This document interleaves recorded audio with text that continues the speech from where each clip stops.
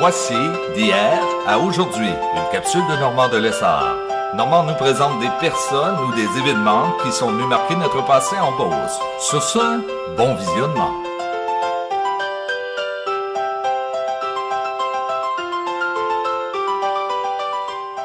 Allô tout le monde, ici Normand de Lessard et bienvenue à une autre capsule de hier à aujourd'hui. Le 30 mars 1986, on a eu à Saint-Georges-de-Beauce la fameuse débâcle. Elle a été très populaire, elle a causé énormément de dégâts.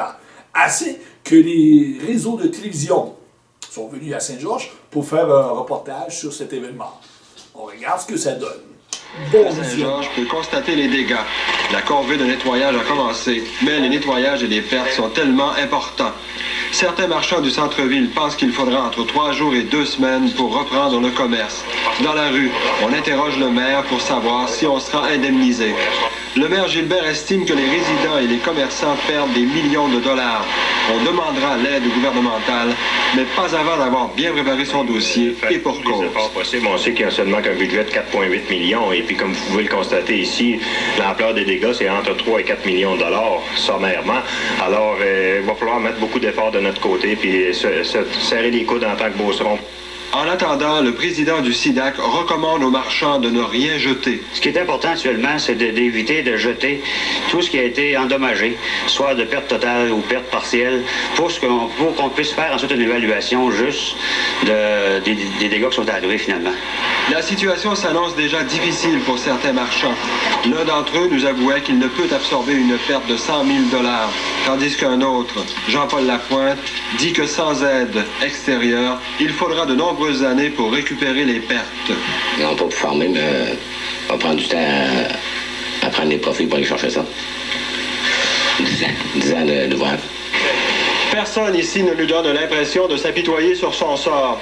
On perçoit plutôt une ferme détermination à se remettre sur pied le plus vite possible. Là, de dégâts de plusieurs millions de dollars dans le seul secteur de Saint-Georges. On a craint que les indemnisations des victimes ne subissent le contre-coup de la baisse de 71% du budget octroyé cette année à la protection civile. Rejoint à son bureau de Hall, le ministre responsable de la protection civile, Gilles Rochelot, a déclaré que les deux éléments n'étaient liés d'aucune façon. M. Rochelot a expliqué que les indemnisations des sinistrés provenaient directement du fonds consolidé de la province et qu'il n'y avait conséquemment aucune somme de prévue à cet effet en début d'année dans le budget de la protection civile. Ces sommes sont débloquées par décret du Conseil des ministres.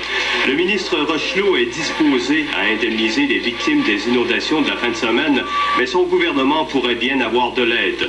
Si l'ensemble des dommages excédait les 6 millions de dollars, le Québec serait en droit de demander au fédéral de contribuer.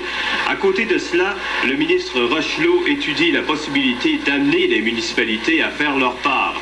Pour lui, il serait normal de mettre à contribution le monde municipal qui est directement impliqué dans l'aménagement du territoire.